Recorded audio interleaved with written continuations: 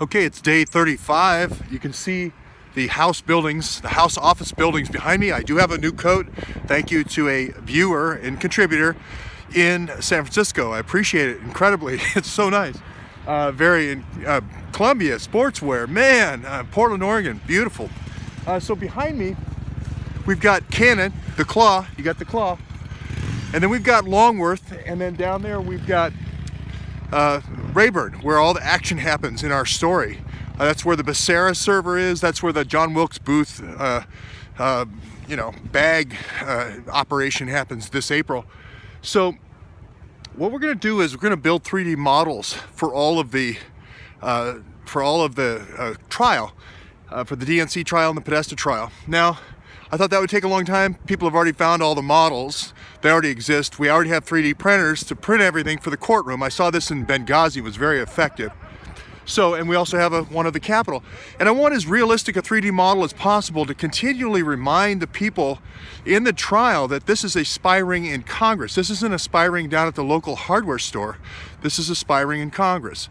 So the other thing is, this will move right into a movie.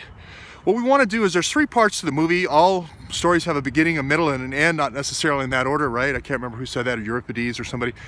But this will be a beginning, middle, and end. It's the Awan spy ring is the first part, which we want to reenact. We want to figure out how they came in and out, how often they came in and out, where they came in the tunnel, where they drove in, how they accessed the Becerra server, how they got the bag out.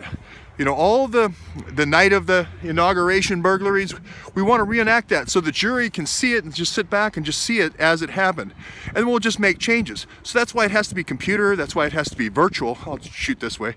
And we're going to be looking at modeling the hallways as well, so people get a feel of, okay, it's here, it's there.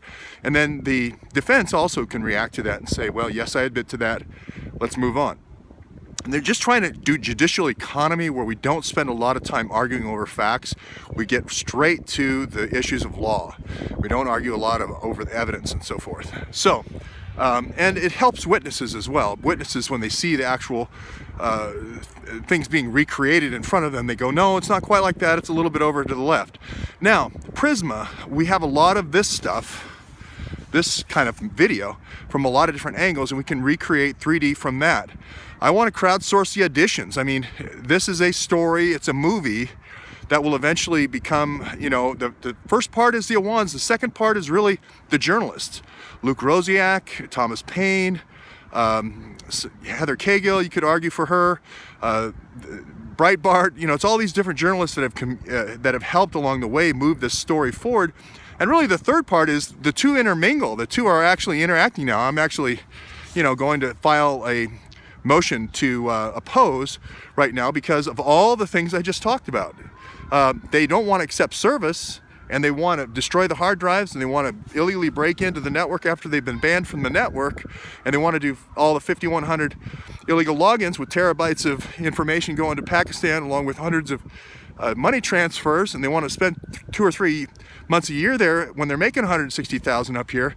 I think that they've had enough time to prepare a defense.